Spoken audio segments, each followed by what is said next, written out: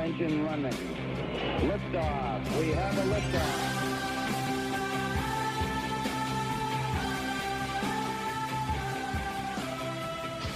Eric Erickson here. Welcome. The phone number 404-872-0750, 1-800-WSB Talk. Boy, the rain.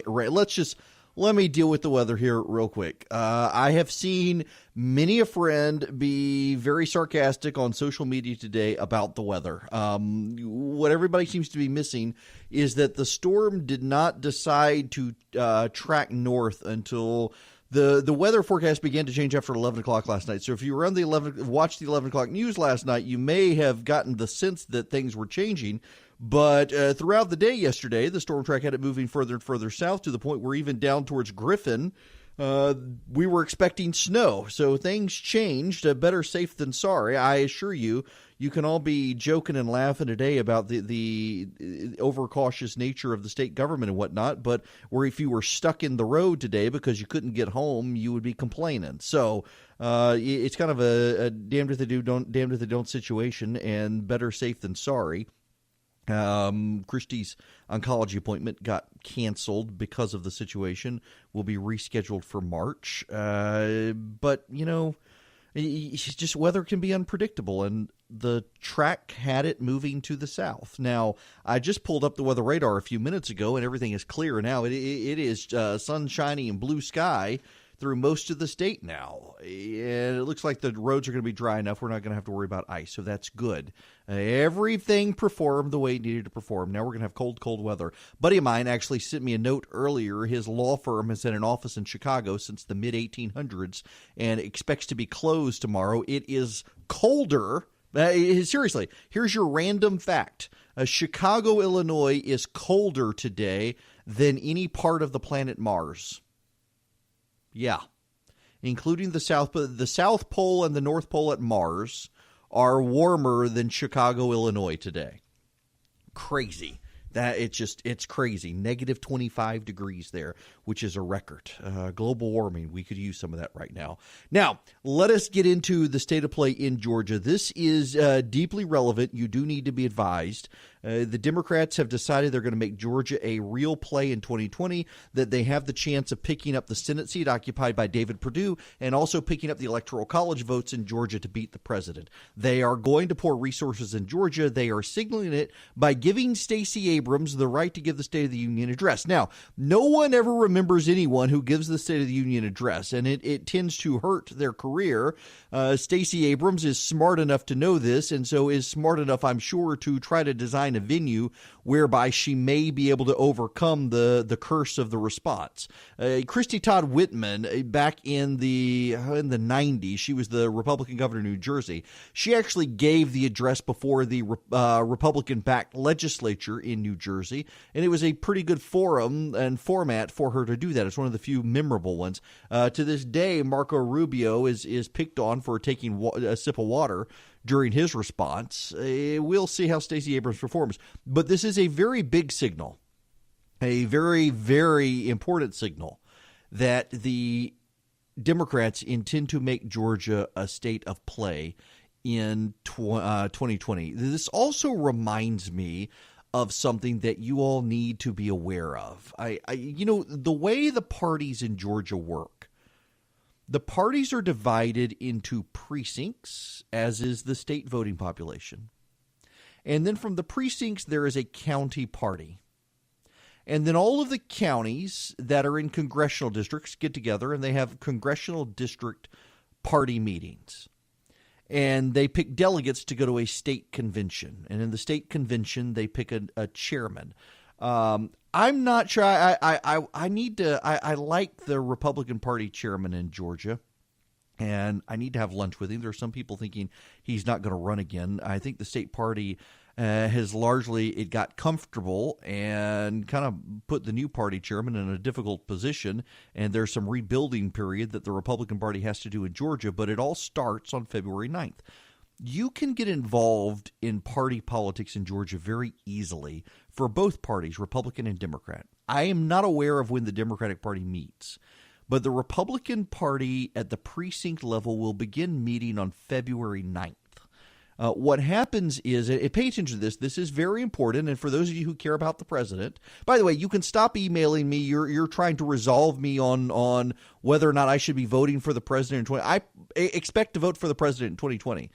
My issues of his character notwithstanding, I expect I'll probably wind up voting for him. So you can stop emailing me and trying to convince me. I've convinced myself that, Kamala Harris is convincing me to vote for President Trump. Put it to you that way.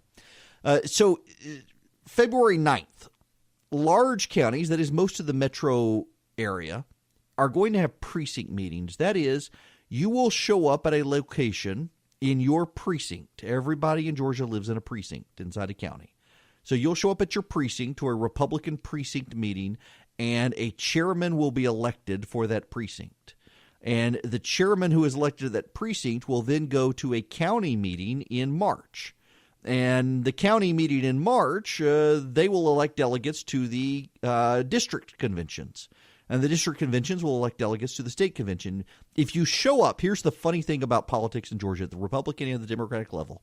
If you show up at your precinct on February 9th, call your local Republican Party, you can call the state party, find out where it's going to be.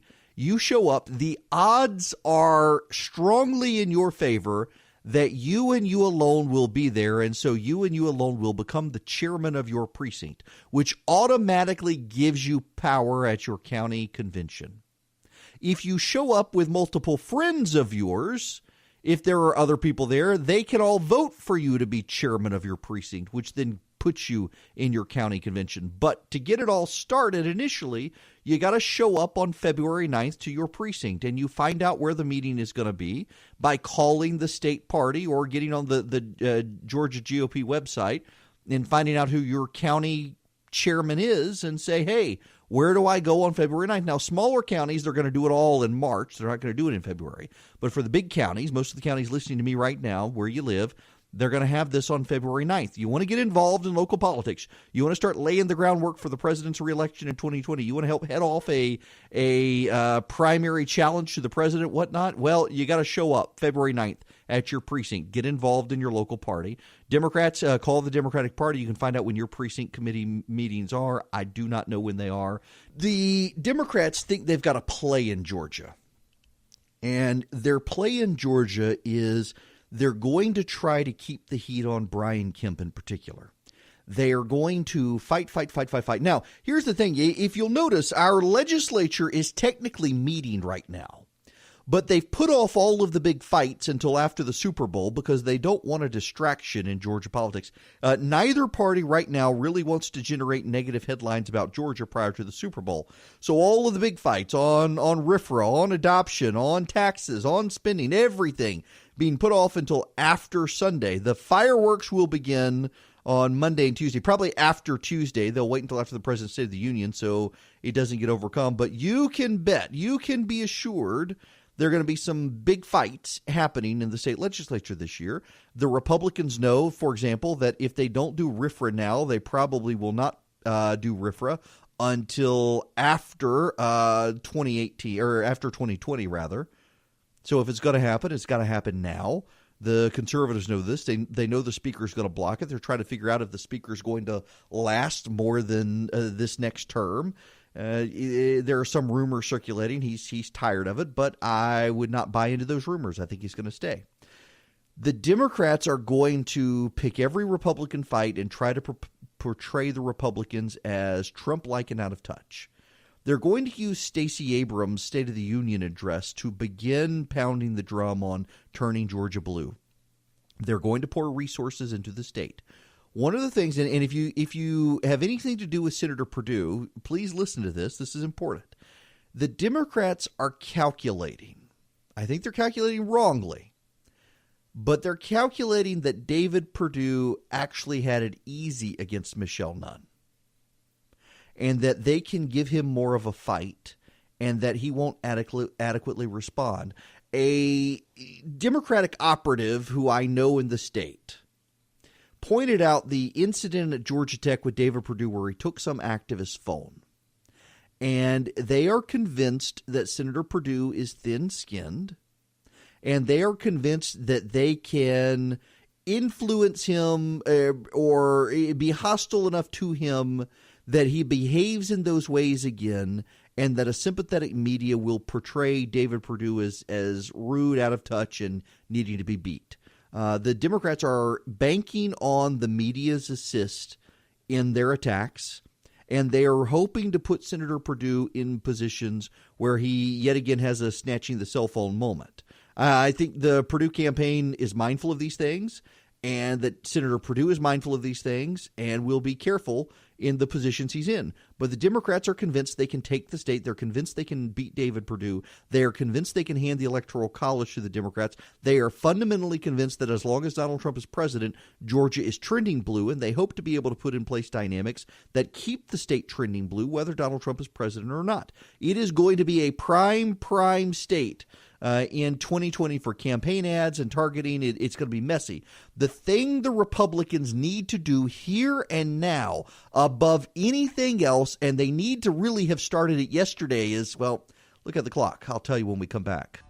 Just a quick timeout for a sponsor who I am a longtime user of, and that would be Quip. My electric toothbrush for 2 years now, more than 2 years actually, has been Quip. In fact, I just got my new brush head the other day. It's sitting right here. I've got it in my hand. It comes in a nice little tube. You can pop it open, and there's your toothbrush head. It's fantastic. I like Quip. What I like about Quip is that I've used other electric toothbrushes in the past, and the brush heads are so big, it's hard to get to the back of your mouth, and that's where I have a problem brushing after wisdom tooth surgery a number of years ago. I have a real hard time getting back there with a lot of electric toothbrushes, and the Quip fits perfectly. Not only that, but you don't have to worry about carrying a charger with you. It's got a AAA battery, and every 3 months for $5 you get a new brush head. It also comes with a AAA battery, and so they keep you in stock. I really like it. I've used this for a number of years now. My wife uses it as well. Even my dentist has commented that I don't have a lot of tartar plaque buildup on my teeth these days, and it's because of the Quip. It really is. It vibrates for 2 minutes, and every 30 seconds pulses, so you know to reposition it in your mouth, so you get a very even clean. You get the 2 minutes that dentists recommend. I really like this. It starts at $25 if you go to getquip.com/Eric right now. You'll get your first brush head refill pack for free as well. That's your first refill pack for free at getquip.com/Eric.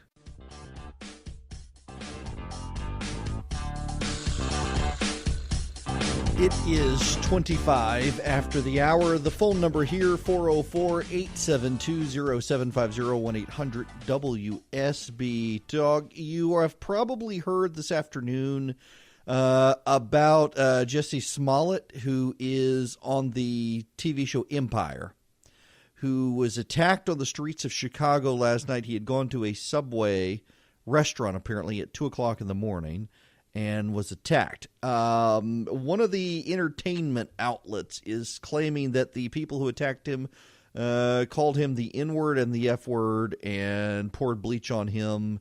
They were wearing ski masks. They recognized him from the show, apparently, and claiming that it was MAGA country. The media rushed out with the story that it was Trump supporters who attacked this Hollywood actor and called him the N-word. He is black, and also called him the F-word, and racist, homophobic attack. Turns out now that some media outlets have rushed out to cover the story, turns out the police say they have no idea what people are talking about. According to the police, quote, "We have no record of the MAGA country comment. We have racial and homophobic comments documented." Interesting. Now, here's the other thing of why a lot of people said this just seems too suspicious. Because it was 2 o'clock in the morning in Chicago and negative 50 degrees, and we're to believe that people wearing ski masks were on the street with rope and bleach at 2 o'clock in the morning to attack this guy who they recognized as an actor on a TV show. It seems too good to be true. Throw in the Trump angle, of course, and the media rushed with it. Several media outlets, not all the media outlets, but nonetheless, it appears now the police are saying, no, this report isn't true. It doesn't mean it didn't happen, but it doesn't appear to be true. Speaking of, have you all heard about the bear and the 3-year-old? So this story is circulating today, different media reports. A 3-year-old has been missing in North Carolina for 3 days, was finally found alive in bushes. And the 3-year-old has told everyone the same story, that he was kept company by and protected by a bear. A black bear protected the child and kept the child company, kept the child warm at night in the freezing temperatures in North Carolina as well. The child has told his family this. The child has told the police this. Now, it's a 3-year-old. And, I remember from when our kids were little, when they were 3 years old, the doctors assured us when they were telling us things that they were not at the age to make up fantastic stories, that they weren't at that age yet. Your brain has to get a little bit more. Your brain has to develop a little more to do that. I'm just amazed. I'm amazed at the story, but I'm not amazed at the people dismissing the story. Particularly, I'm not amazed at wildlife experts saying, no, we're not going to call the kid a liar, but this probably didn't happen. Largely because they don't want people to go out into the woods and try to befriend bears and get eaten. I know. Charlie is reminding me that I did a brilliant tease about Perdue and Abrams and what the Republicans need to do. And I looked at the clock when we got back. I was like, I don't have enough time to make the point. So, yes, if you're sticking around, you got to still stick with me, because I actually do have a moment of brilliance. I know it's rare. I know. I'm half Swedish, half Louisianian. It's hard for me to have moments of brilliance, but I got one coming. And we got to build to it. We just don't have enough time to get there. So I had to go to these two stories. And this kid and the bear. I'm totally willing to believe that a bear protected this kid and I. There are actually numerous documented stories of wild animals having some sort of connection to children lost in the woods. I'm saying it's a Jesus moment. I absolutely am.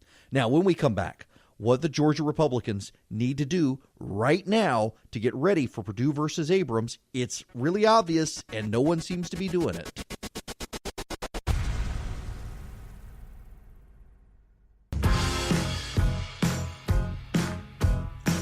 It's 38 after the hour. It is Erick Erickson here on WSB Atlanta's Evening News. The phone number, 404-872-0750, 1-800-WSB-TALK. Don't forget, you can text the word SHOW to 444-999 to get the podcast and sign up for the daily email. Okay, let's talk about what Georgia Republicans need to do. If you're just tuning in, I mentioned February 6th is the Republican precinct meetings in large counties, where if you show up at your local precinct meeting, the odds are you become chairman of a precinct and become a part of the Georgia Republican Party.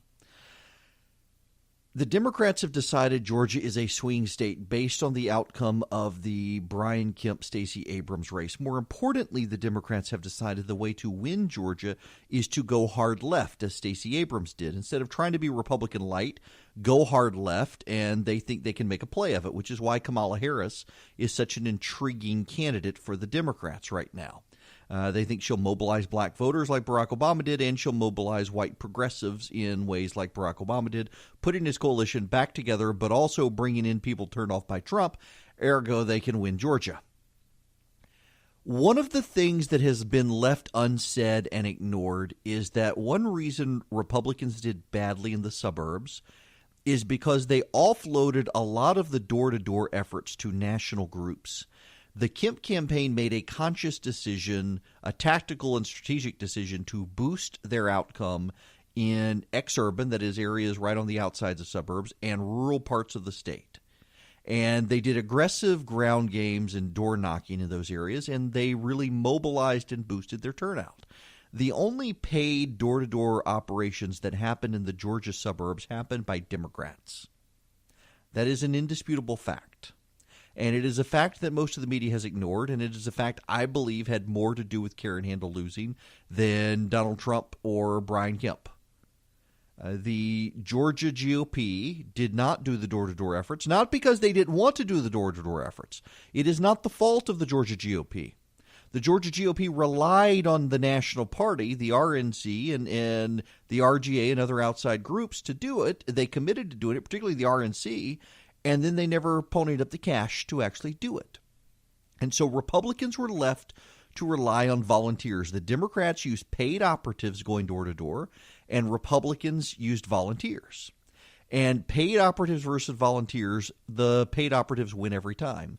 The volunteers don't necessarily show up at the training meetings. They don't necessarily show up. They don't necessarily spend the time in the field. The paid operators do. Rick Scott and Ron DeSantis in Florida largely won their races because of Florida Power and Light. Florida Power and Light hired an outside. They have a super PAC, and the super PAC tied to Florida Power and Light hired paid door knockers, and they went door to door in Florida. And in fact, the door knocking campaign knew that Scott and DeSantis were going to win, even though the polls said it was very close, because the door knockers in real time were able to keep track of who's voting for whom, who's undecided, who needs another visit, what will persuade those people to vote for DeSantis and Scott, and the door knocking campaign paid off. Now, guess what? The outside paid door knockers in Florida were from the same company, the exact same company that Brian Kemp hired. It's actually run by a friend of mine. Now, this is not an ad. It's not it's no sort of promo. I know it works. It worked for Rick Scott. It worked for Ron DeSantis. It worked for Brian Kemp. The program is called Campaign Sidekick. I have seen this working. A good friend of mine runs this group. And you can, on your phone, if you're a paid operative, they hire paid people. Volunteers can do it, yes. Volunteers can do it. But the better campaigns use paid operatives. And in Florida, the outside special interest groups use paid operatives. The Kemp campaign used paid people to go door to door. They didn't just rely on volunteers. The RNC committed to doing a paid effort in the suburbs of Atlanta, and they failed to pony up the cash. And guess what? The Republicans lost the suburbs in Atlanta. The people who had the paid door knockers won. So what Campaign Sidekick is it's an app. And you circle an area on the map you want to send door knockers. And you say, I want to find all of the undecided voters. So I don't want to knock on the doors of someone who I know is going to vote Republican. And I don't want to knock on the door of someone who I know is going to vote Democrat. I only want to knock on the doors of people who I'm unsure about. And you circle on the map, and it pulls up, here are the people who are undecided. Now I want to knock on the doors of the undecided voters who seem to favor the Second Amendment. And how do I find that? Well, they're an NRA member. They subscribe to Field and Stream. They're big into hunting. They're on various mailing lists related to hunting stuff. Okay, I'm going to circle all these people who are undecided voters who I think I can get to vote, and I want to focus on the Second Amendment issue. Print me out a map, and on your phone it displays a map, and you can go door to door in order, skipping all the houses of the people who you know are going to vote Democrat or Republican. Only focus on the undecideds who are Second Amendment voters, and guess what? It'll show you, here's what this person subscribes to. This is why it appears this person's a Second Amendment voter. So you can have, I'm so-and-so. I'm here because I believe that we need to support Second Amendment rights. We need to get Second Amendment people elected. I'm an NRA member. Oh, hey, I'm an NRA member. Never mind that the person already knew this. And you use this app and you go door to door. The Georgia GOP needs to yesterday start hiring people, whether it's Campaign Sidekick or another program. They need to start going door to door in the suburbs now. David Perdue's campaign should be signing up Campaign Sidekick yesterday as a vendor to send in paid operatives to start building relationships with these people in the suburbs. If you don't engage with people in the suburbs, they're not going to vote for you. And the GOP in Georgia did not engage in the suburbs because they relied on outside groups at those outside groups' request, and then those outside groups didn't deliver the way they promised to. The Georgia GOP, David Perdue's campaign, everybody in the state who's a Republican needs to engage like this, or the GOP is going to lose Georgia in 2020. The trend lines are not good in Georgia. It is a fact that Donald Trump is impacting the trend lines, but it is also a fact that the GOP has not engaged in the suburbs. They've taken them for granted, and now they can't. That's what they need to do immediately in this state. Listen, I realize this is esoteric for some of you. I totally get that. I'm a campaign nerd. Here, when I was in campaign management school, I used to run campaigns for a living. The most fascinating part of it was the part on organizing ground operations. Did you know you only need 3 to 4% of voters to get elected? Seriously, you only need 3 to 4% of voters to get elected. Now, why is that? Well, because not every registered voter votes. And of those who do vote, a portion of them will break for the Democrats reliably, and another portion will break for the Republicans reliably. Then there is a smaller subset of voters who break reliably on single issues, whether it's abortion or life issues, whether it's gun control or gun rights. Those voters reliably will break Republican or Democrat, but based on a single issue. Environmentalists, millennial voters in particular, if they're single issue, the single issue on which they tend to be motivated is the environment, and they break left. But then there are a pool of voters who are undecided, and they are the reliably undecided voters, meaning they actually are the people who they don't care about party, they don't care about issue, they vote for the person. And you can find ways to connect to those people. And much of campaign management school these days is spent on mailing lists. This is why, what is it, Cambridge Analytica.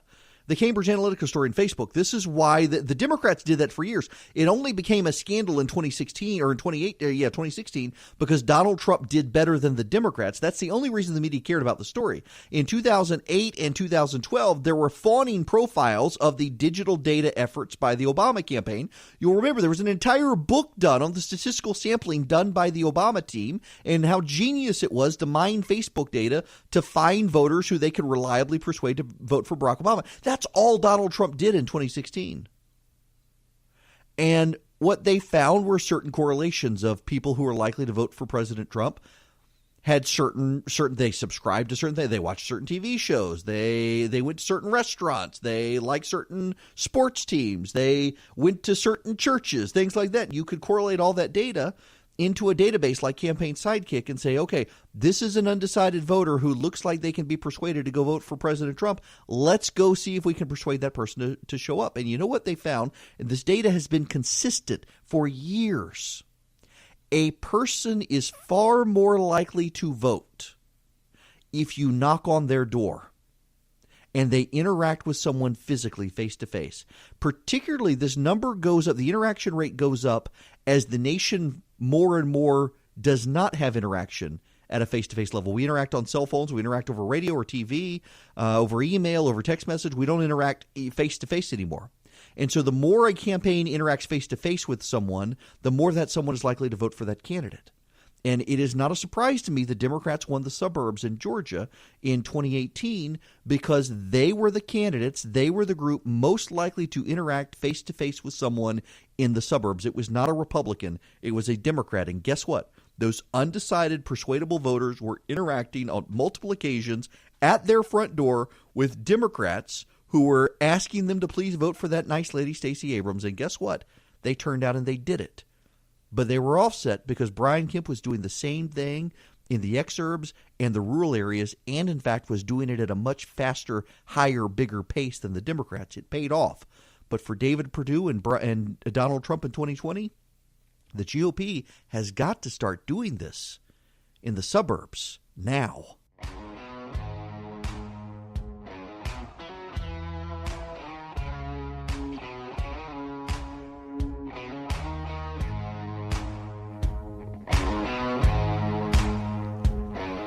Man, I went long on door knocking. It was much more than I intended, and now in the next hour we got to cram a bunch of stuff in. When we come back, we've got to spend time on Kamala Harris. Her town hall with Jake Tapper last night on CNN made a lot of news. As I think, I've got to say, just objectively, listen. Kamala Harris and Elizabeth Warren are doing more than anyone else to firmly commit me to voting for the president in 2020. I don't care who the Democrats nominate at this point. It's clear they're going to be a radical leftist, and the president's going to be the only reasonable person on the ballot. And I have signaled to the White House as much that I expect to endorse the president for 2020. And Kamala Harris is making a ton of news. I don't care for her. She is a radical leftist. She is hostile to my values. But I think we should all just objectively acknowledge that she has had a very good rollout this week as a progressive Democrat. She has sucked the oxygen out of the room for Elizabeth Warren and a number of other candidates. She is winning the pundit battle. Now, does that really matter? We're still more than a year away. I don't know that it does. But right now she's had a very good rollout as a leftist Democratic candidate, saying very extreme stuff and the Democrats are treating it as normal positions. That's a good sign for her to be the nominee, a terrible sign for the country if she wins. What she said to Jake Tapper when we come back here on WSB.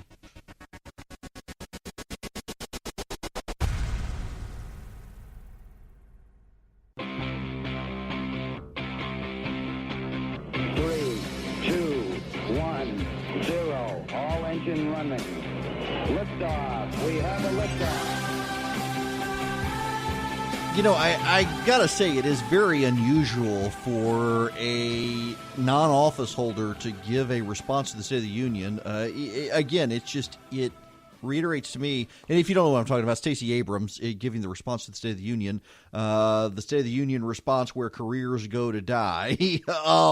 Nonetheless, maybe she can do what no one else has ever seemed to do with the State of the Union response. We'll cover it all here live on Tuesday, but it goes to show how the Democrats are going to pour resources into making Georgia as competitive as possible. Now, I don't know whether it will help them to have someone like Kamala Harris as their nominee. Kamala Harris is the Democratic senator from California. Kamala Harris, you do need to know a couple of things. Not that she had an affair with Willie Brown. I think that's just a garbage story. There's no reason for that when there's so much to focus on her record. And that is, she was an aggressive attorney general in California. She weaponized the attorney general's office to go after conservatives, to go after Christians. She was also very, very, very aggressive in using the state against criminals, which a tough on crime approach is great, except when you're in a Democratic primary and you're trying to convince right of center voters you're tough on crime by locking up so many people. But she also used regulatory powers to abuse her office by targeting Christian charities, nonprofits, right to life pregnancy counseling centers, Christian small businesses. This is a woman deeply, deeply hostile to individual liberty and to religious freedom. She is also hostile to guns and private enterprise. Jake Tapper asked her about the elimination of private insurance and a single-payer system. This is what she said on the CNN town hall last night. Just to follow up on that, and correct me if I'm wrong, to reiterate, you support the Medicare for All bill, I think initially co-sponsored by Senator Bernie Sanders. You're also a co-sponsor on it. I believe it will totally eliminate private insurance. So for people out there who like their insurance, they don't get to keep it? Well, listen, the idea is that everyone gets access to medical care. And you don't have to go through the process of going through an insurance company, having them give you approval, going through the paperwork, all of the delay that may require. Who of us has not had that situation where you got to wait for approval and the doctor says, well, I don't know if your insurance company is going to cover this? Let's eliminate all of that. Let's move on. Let's move on. I know. Because now you're going to have to wait for the government to approve it. Do you really want government bureaucrats? How long does it take you to get your license at the DMV? How many problems have you had with the post office over the years? Do you really want that in charge of your health care? And by the way, there's another issue here. Democrats, some of them, Elizabeth Warren proposing wealth confiscation, and other Democrats a 70% tax rate on upper income earners. How are the Democrats going to pay for all this stuff? I mean, the Republicans are spending like drunken sailors. What are the Democrats going to spend like? It's maddening to see how far left the Democrats are going right now. And a lot of this is to try to push the conversation in that direction. Republicans, I think, need to respond by pushing in the other direction. And you don't have to obsess. You do not have to obsess over like Alexandria Ocasio-Cortez. I wrote a piece today at theresurgent.com on how Republicans just feel compelled every time she tweets or puts something on Instagram. They feel the need to respond. I don't.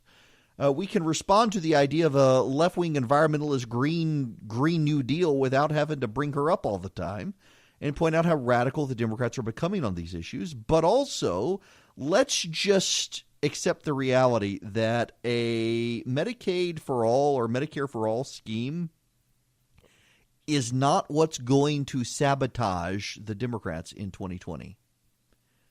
Just saying the Democrats want you to give up your private insurance. Well, a lot of people have given it up for Obamacare now. They're in this system. And a lot of them will say, hey, well, you might as well go to the next step because this system isn't great. What's going to be the line of attack that's more effective is cost and how much middle-class taxes will have to go up to pay for this stuff and the inefficiency of it. And death panels, bring back the death panels, because, if you have a government bureaucrat who is unaccountable to you and there's no private sector competition to improve it, the American public does understand that if you don't like McDonald's, you can go to Burger King. If you don't like Burger King, you can go to Wendy's. If you want a milkshake from McDonald's, well, the ice cream machine isn't going to work, so you got to go to Wendy's to begin with. But if all you can go to is your faceless government bureaucrat in Washington, well, the free market fails. And the system can be efficient and corrupt and uncaring, and no one can be held accountable because you can't jump or your company can't jump to a different insurance system. Those are the arguments that are going to help the American public build opposition to this idea. Here's Kamala Harris with Jake Tapper on guns. We have got to have smart gun safety laws in this country, and we've got to stop buying this false choice. You can be in favor of the Second Amendment and also understand that there is no reason in a civil society that we have assault weapons around communities that can kill babies and police officers. Something like universal background checks. It makes perfect sense that you might want to know before someone can buy a weapon that can kill another human being. You might want to know, have they been convicted of a felony where they committed violence? That's just reasonable. I got to stop here. If you ever bought a gun, guess what? You go through a background check. The Democrats keep saying we need universal background checks. You go buy a gun, guess what? You're going to have a background check. You might want to know before they can buy that gun if a court has found them to be a danger to themselves or others. You just might want to know. That's reasonable. And guess what? The law already does that. There is no reason why we cannot have reasonable gun safety laws in this country. And guess what, guys? Here's the reality of it also. We're not waiting for a good idea. We have the good ideas: an assault weapons ban, background checks. And she wants to get rid of semi-automatic weapons. That means pretty much every handgun in America banned. Yes, she also said she wants to get rid of semi-automatic weapons. Not just assault weapons. Whatever an assault weapon is. An assault weapon is a spooky-looking gun Democrats don't like. A semi-automatic weapon is a gun that pretty much any American who owns a gun has. We're going to go through this again. And a number of people... Here's... Can we have a moment of honesty in the news analysis here? And I know some of you don't want to hear this. 2016 has so skewed the psyche of Republican voters, it's going to be very hard to make them realize that there are problems ahead in 2020. Because so many of us, myself included, were convinced Hillary Clinton was going to win, and she didn't, that none of us are going to have any credibility with Trump voters moving forward, even though we were right. Hillary Clinton won the popular vote. And had she just picked up 70,000 more voters between Pennsylvania, Michigan, or Wisconsin, one of those states, she would have won. Had she bothered to campaign in one of those states, she probably would have won.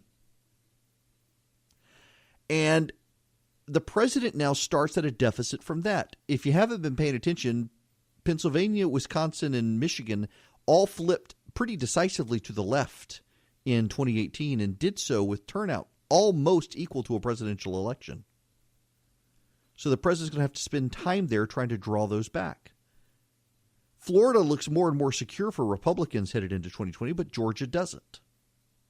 Virginia is completely off the table for Republicans now.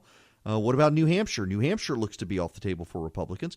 The president starts with a deficit. The president does start with a deficit when it comes to support. And I hear from more and more people. I got an outraged email earlier today from someone who says was outraged at me for suggesting the president needs to go on other than Fox News. He should spend time with Chuck Todd, or he should spend time with Jake Tapper. And this guy was outraged that I would suggest something like that. Yeah, Mike emailed me that Blitzer's a known liar. Lying Chuck Todd, who didn't even graduate from college. Jake Tapper's a perennial liar, except he misspelled perennial. You essentially have individuals who are so committed to the fact that everyone other than the people on Fox News are bad, they don't want to go build bridges to those people. And all of the data, including the data the president's campaign team is showing him, shows that he's got to start expanding his base again. It has contracted from when he won in 2016 because a lot of his base was anybody but Hillary. Well, now Hillary's not going to win. So he's going to have to convince people it's also got to be anybody but whoever, whether it's Kamala Harris or what have you. And to convince those people, he's got to go where they are, to Jake Tapper on CNN, to Chuck Todd, to Will Blitzer. So to say, no, the president doesn't have to grow his base at all, you can look at 2016 and say, the polls were wrong, you were wrong. And you know what? Hillary Clinton didn't become president because of the Electoral College, but she did win the popular vote. And the president's going to have to figure out how to, if not win the popular vote, at least win the popular vote in a state like Wisconsin or Michigan or Pennsylvania that went decidedly left in 2018. And it's a real problem for Republicans now because their base doesn't want to recognize that there actually is a problem in the polling come 2020 already for the president, whose popularity now is below what it was in 2016. It's below 40%. It's certainly going to rebound. But he has something going for him that cannot be underestimated. That is, the Democrats look intent on losing. The Democrats seem to be convinced that the American public is ready to embrace not just socialism, but communism. And if the president can show that the Democrats, that you may not like him personally, but you like what you're getting from his administration and they're going to screw it all up, well, he's got a winning message come 2020 that the Democrats can't even come close to. Just a quick timeout for a sponsor who I am a longtime user of, and that would be Quip. My electric toothbrush for 2 years now, more than 2 years actually, has been Quip. In fact, I just got my new brush head the other day. It's sitting right here. I've got it in my hand. It comes in a nice little tube. You can pop it open, and there's your toothbrush head. It's fantastic. I like Quip. What I like about Quip is that I've used other electric toothbrushes in the past, and the brush heads are so big, it's hard to get to the back of your mouth, and that's where I have a problem brushing after wisdom tooth surgery a number of years ago. I have a real hard time getting back there with a lot of electric toothbrushes, and the Quip fits perfectly. Not only that, but you don't have to worry about carrying a charger with you. It's got a AAA battery, and every 3 months, for $5, you get a new brush head. It also comes with a AAA battery, and so they keep you in stock. I really like it. I've used this for a number of years now. My wife uses it as well. Even my dentist has commented that I don't have a lot of tartar plaque buildup on my teeth these days, and it's because of the Quip. It really is. It vibrates for 2 minutes, and every 30 seconds pulses, so you know to reposition in your mouth, so you get a very even clean. You get the 2 minutes that dentists recommend. I really like this. It starts at $25 if you go to getquip.com/Eric right now. You'll get your first brush head refill pack for free as well. That's your first refill pack for free at getquip.com/Eric.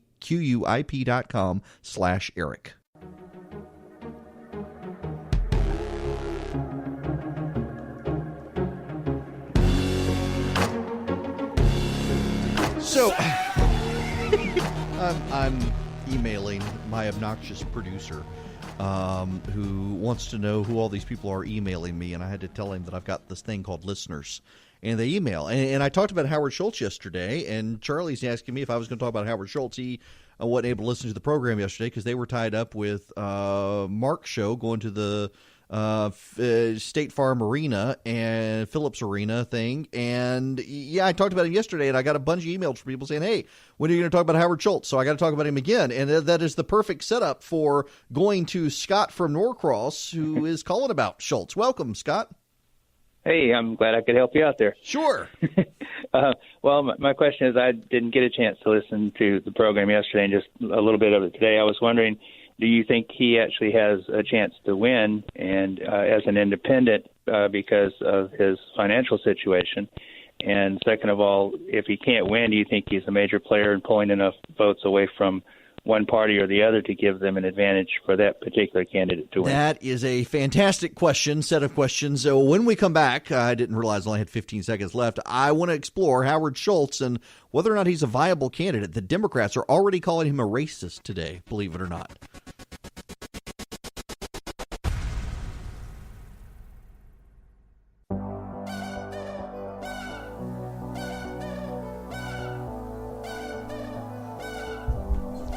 It is cold outside. Welcome. It is Erick Erickson.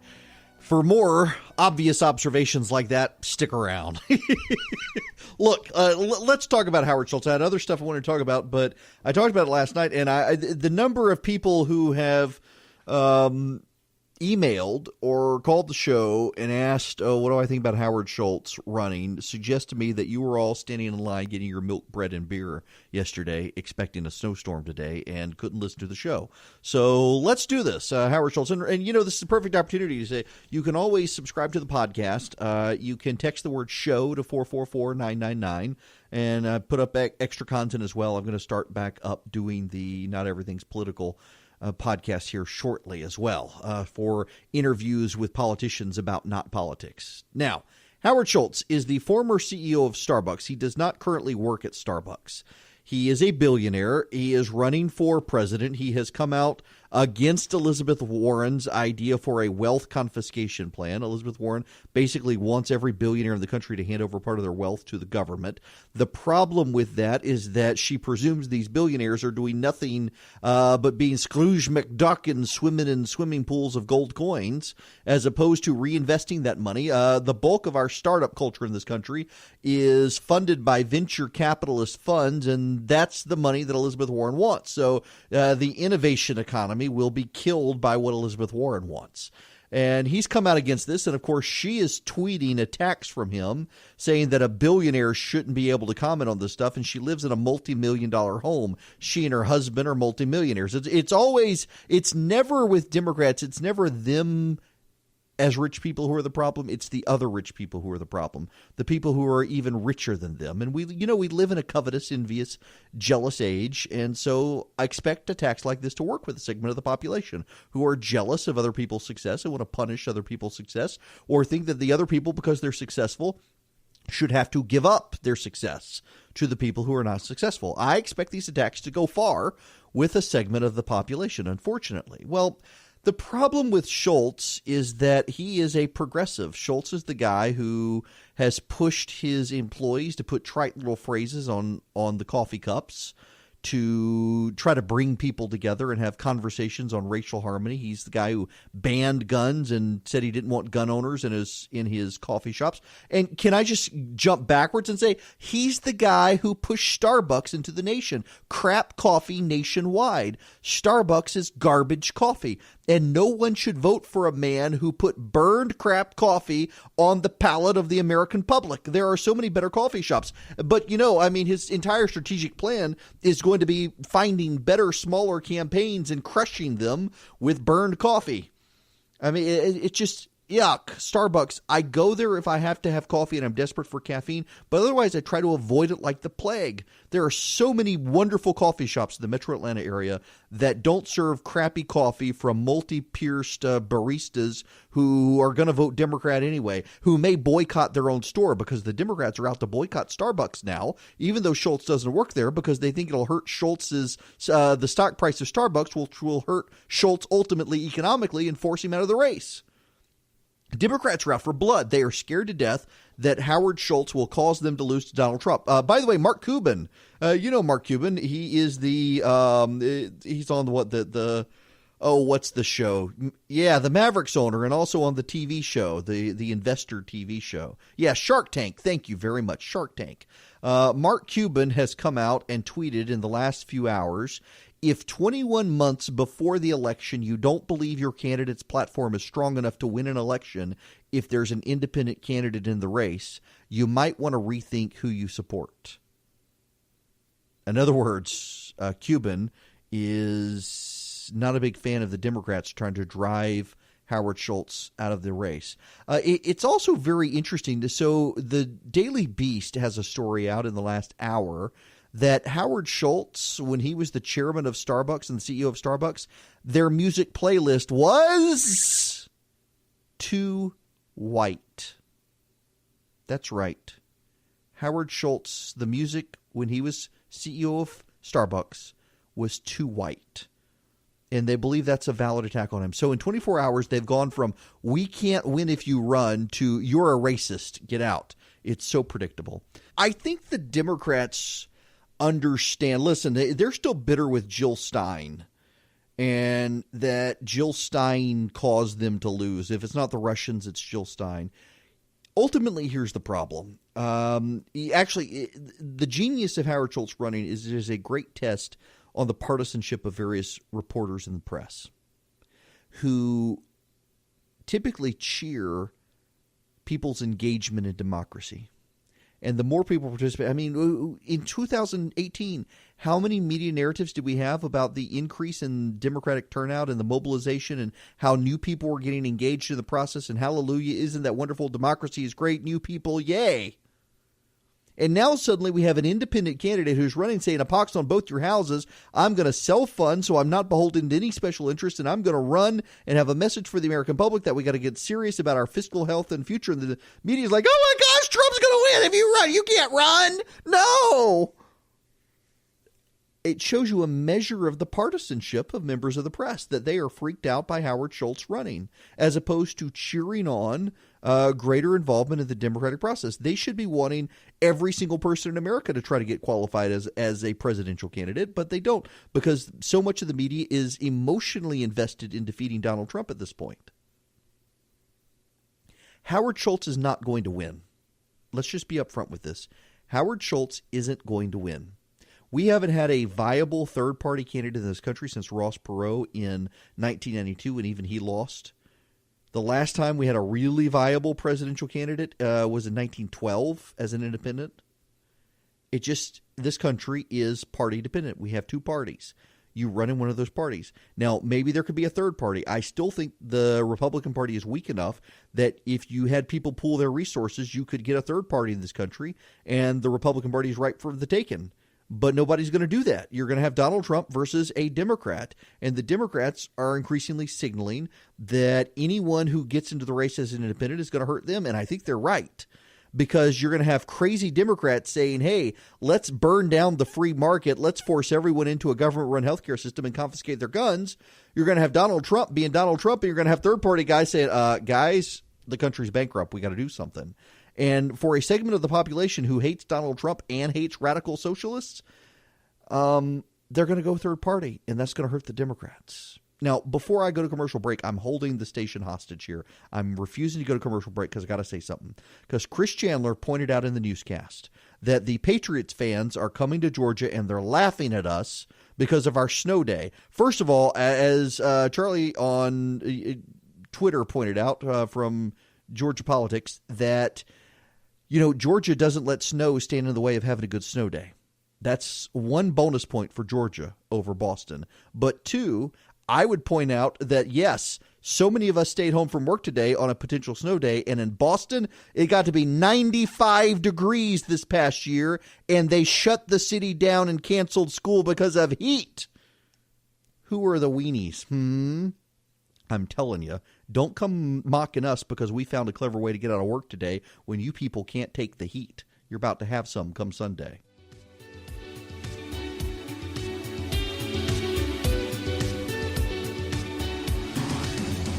It is 55 after the hour. Eric Erickson here. The phone number is 404-872-0750, 1-800 WSB Talk. Can we have a word about anti-vaccine people? Listen, you would be surprised at the hate mail I get from people when I bring this up, but I got to tell you,